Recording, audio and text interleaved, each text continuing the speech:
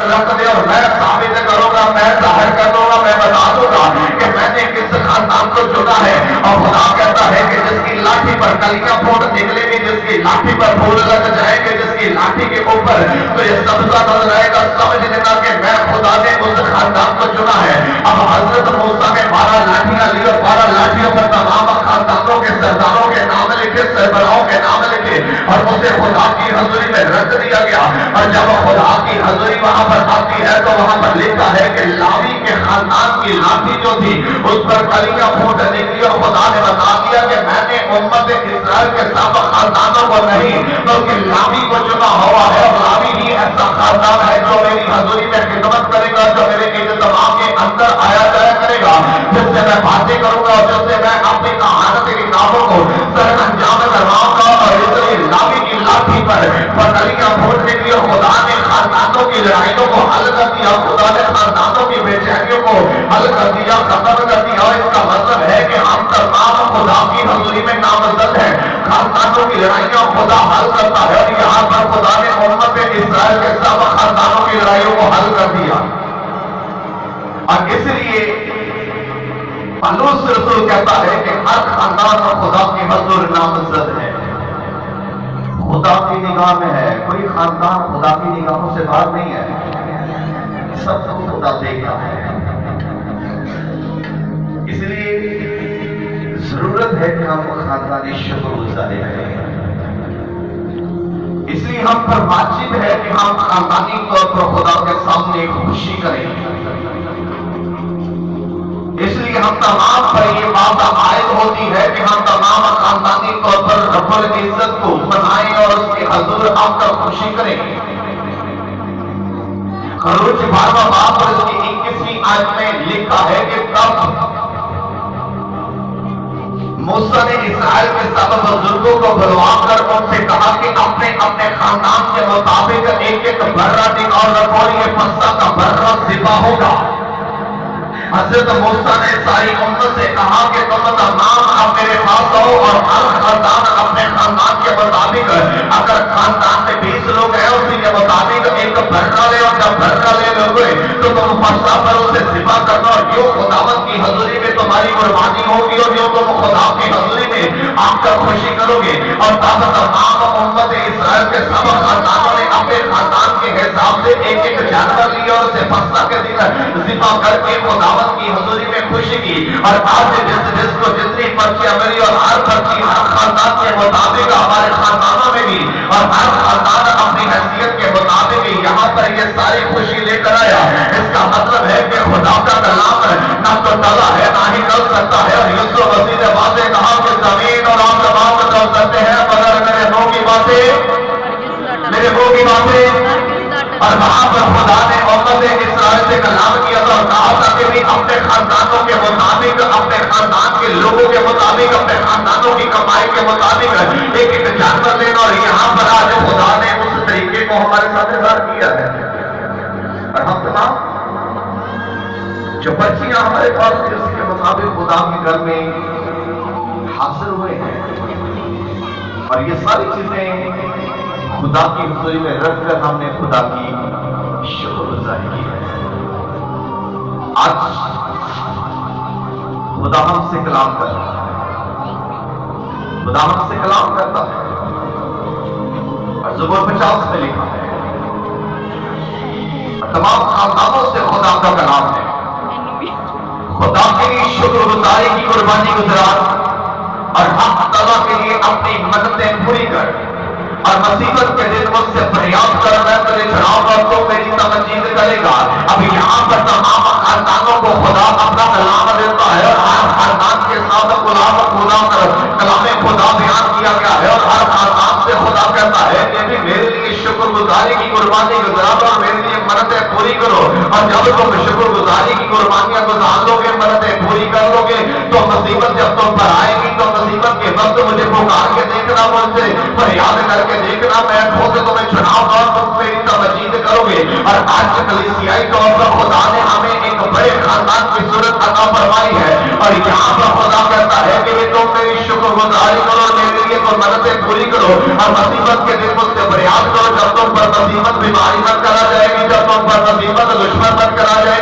پر مصیبت کسی آفت کی صورت میں آئے گی، جب مصیبت ان پر برے حالاتوں کی صورت میں آئے گی، جب مصیبت ان پر بے روزگاری کی صورت میں آئے گی، جب مصیبت ان پر مالی مسائل کی صورت میں آئے گی، تو کام تم مجھے پکارنا، میں تمہیں چڑھاؤں گا، میں تمہیں برکت دوں گا، میں تمہیں روٹی دوں گا، میں تمہیں پانی دوں گا، میں تمہیں کاروبار دوں گا، میں تمہیں پیسے دوں گا، میں تمہیں کپڑا دوں گا، میں تمہیں مکان دوں گا، میں تمہاری ضرورتوں کو پورا کروں گا، اور میں تمہیں چڑھاؤں گا، تم میری تمجید کرو گے۔ اور آج یہاں پر ہر ایک نے خاندانی شکر گزاری یہاں پر رکھ کر اقرار کیا کہ اے خداوند، جب میں بھوکا تھا تو تیری نگاہ ہم پر تھی، جب میں پیاسا تھا تیری نگاہ ہم پر تھی، اور خدا نے کسی خاندان کو نہ تو بھوکا چھوڑانا نہ پیاسا چھوڑانا کے چھڑایا اور مدد کی، اور آج ہم تمام مل کر اس کی تمجید کرتے ہیں۔ تو آئیے ہم تمام زندہ خدا کی تالیاں بجا کر تمجید کریں گے۔ وہ خدا ہمارے خاندانوں کو نہ تو بھوکا رہنے دیتا ہے نہ پیاسا رہنے دیتا ہے، بلکہ وہ وقت پر ہمیں روٹی مہیا کرتا ہے، وقت پر ہمیں پانی مہیا کرتا ہے، اور ہمارے تن کو جو کپڑے درکار ہوتے ہیں وہ ہمیں مہیا کرتا ہے، جو ہمارے لیے پیسے درکار ہوتے ہیں وہ ہمیں مہیا کرتا ہے۔ خدا رازق ہے، اور اس لیے ہم تمام پکار کر جاتے ہیں اے یہوہ یرے زندہ خدا، تو جو مہیا کرنے والا خدا ہے، اور جو ہی ہماری مملکت میں حکمران ہے، اور ہم تمام کے تمام اس کے شکر گزار ہیں۔ حضرت سلیمان بن داؤد جیسے آج ہم تمام ایک خاندان کی صورت اپنائے ہوئے ہیں، بائبل بیان کرتی ہے کہ حضرت سلیمان بن داؤد نے بھی اپنی مملکت کے سب لوگوں کو اکٹھا کیا، اور جب اپنی مملکت کے سب لوگوں کو اس نے اکٹھا کیا تو اس نے بھی ایک خاندانی شکر گزاری کی۔ اس نے تمام لوگوں کو اکٹھا کیا اور تمام لوگوں کو اپنے پاس بلایا اور کہا کہ ہم مل کر خدا کے حضور سجدہ کریں گے اور اس کی شکر گزاری کریں گے۔ اور ویسے ہی آج خدا نے ہمیں بھی موقع دیا ہے کہ ہم تمام ایک خاندان کی صورت اپنا کر اس کی حضوری میں سجدہ ریز بھی ہے اور اس کے شکر گزار بھی ہے۔ اور تواریخ کی دوسری کتاب اس کی 3 سے 5 آیات میں لکھا ہے تو انہوں نے وہیں فرش پر منہ کے بل زمین تک جھک کر سجدہ کیا اور خدا کا شکر ادا کیا کہ وہ بھلا ہے کیونکہ اس کی رحمت ابدی ہے۔ تب بادشاہ اور سب لوگوں نے خداوند کے آگے ذبح کیے اور سلیمان بادشاہ نے 22,000 بیلوں اور 1,20,000 بھیڑ بکریوں کی قربانی چڑھائی۔ یہ بادشاہ سب لوگوں نے خدا کے گھر کو مخصوص کیا۔ اب حضرت سلیمان بن داؤد نے بھی ساری اپنی مملکت کو بلا کر خدا کی حضوری میں شکر گزاری کی، سجدہ کیا، ذبح جو تھے وہ ذبح کیے اور پھر کہا کہ اے خداوند، ہم تو نہ چیز سے تو نے ہم نہ چیزوں کے وسیلہ سے بڑی بڑی قدرت کو اپنے کاموں کو ظاہر کیا۔ اور اس نے وہیں فرش پر منہ کے بل گر کر اپنی ساری مملکت کے سامنے خدا کو سجدہ کیا اور ساری مملکت خدا کے آگے جھک جاتی ہے اور اقرار کرتی ہے کہ اے خدا تو بھلا ہے اور تیری رحمت ابدی ہے اور تو بادشاہوں کا بادشاہ ہے، تو مالکوں کا مالک ہے۔ اور پھر آخر حضرت سلیمان بن داؤد نے 22,000 بیلوں اور 1,20,000 بھیڑ بکریوں کی قربانی چڑھا کر خدا کی شکر گزاری بھی کی اور خدا کے گھر کو مخصوص بھی کیا۔ اور بائبل مقدس کے زمانہ سے اب تک اتنی بڑی قربانی نہ تو کسی نے کی ہے، اتنی بڑی شکر گزاری نہ تو کسی نے کی ہے اور نہ ہی کوئی کر سکتا ہے۔ اس نے ایک ہی دن میں 22,000 بیلوں کو ذبح کروا دیا، اس نے ایک ہی دن میں 1,20,000 بھیڑ بکریوں کو خداوند کی نظر کر دیا اور یوں خدا کی شکر گزاری کی اور کہا کہ اے خداوند، سب کچھ تیرا ہے، ہماری زندگی بھی تیری ہے اور زندگی کی سانسیں بھی تیری ہے، ہم کون ہے جو تیرے آگے ٹک سکے، لیکن تو بھی تو خداوند اپنا فضل ہم پر کرتا ہے، کرم ہم پر کرتا ہے اور ہم نہ چیزوں کو بڑی بڑی برکتوں سے آسودگی بنتا ہے۔ اس واسطے ہم تمام تیرے آگے سر جھکاتے ہیں اور تجھے سجدہ کرتے ہیں اور ساری امت نے بادشاہ سمیت فرش پر منہ کے بل گر کر خدا کو سجدہ کر اس کی شکر گزاری کی۔ اور آج ہم تمام بھی اس کے فرش پر ہیں، اس کی حضوری میں ہیں، اور یہ شکر گزاری جو ہے اس کا تقاضا خداوند یسوع مسیح ہمارا نجات دہندہ بھی کرتا ہے۔ بڑا مشہور بائبل مقدس کا واقعہ ہے، لوکا 17 باب میں لکھا ہے کہ جب آپ یروشلم سے جاتے ہوئے سامری اور گلیل کے بیچ سے راستہ لیتے ہیں اور بائبل کیا کرتی ہے کہ جب آپ یروشلم سے جاتے ہوئے سامری اور گلیل کے بیچ سے گزر رہے تھے تو راستہ میں 10 کوڑیوں نے یسوع کو پکارا اور کہا اے صاحب ہم پر رحم کر، اے صاحب ہم پر رحم کر، اے صاحب ہم پر رحم کر۔ بائبل مقدس بیان کرتی ہے کہ آپ نے وہ راستہ اپنایا اور جب آپ کسی گاؤں سے گزر رہے تھے تو 10 کوڑیوں نے کہا اے صاحب ہم پر رحم کر، اے صاحب ہم پر رحم کر۔ آج ہم تمام بھی جب خدا کی حضوری میں دعا کرتے ہیں، اگرچہ ہمیں غور نہیں ہے تو بھی ہم تمام یہی کہتے ہیں کہ اے خداوند ہم پر رحم کر، اے خداوند ہم پر رحم کر۔ اور رحم کی اپیل ہر وقت ہماری زبان پر رہتی ہے، اور جب ہم اپنی زبان سے خدا کا اقرار کر کے رحم کی اپیل کرتے ہیں تو یہ رحم ہم پر ایسا ہوتا ہے کہ وہ ہمیں بڑی بڑی بیماریوں سے، بڑے بڑے روگوں سے، بڑی بڑی مشکلوں سے، بڑی بڑی مصیبتوں سے چھڑاتا اور بچاتا ہے۔ اور ہم تمام دعا میں یہی کہتے ہیں، ہم تمام شکر گزاری میں یہی کہتے ہیں، ہم تمام جب لوگوں کو جواب دیتے ہیں کہ خدا کا رحم اور اس کا فضل ہے، اور دعا میں جو کر تو ہم بھی یہی کہتے ہیں کہ خداوند ہم پر رحم کر، ہمیں بچا اور ہم پر ترس کھا تاکہ ہم تمام تیری پاک نگاہ میں مقبول ٹھہرے۔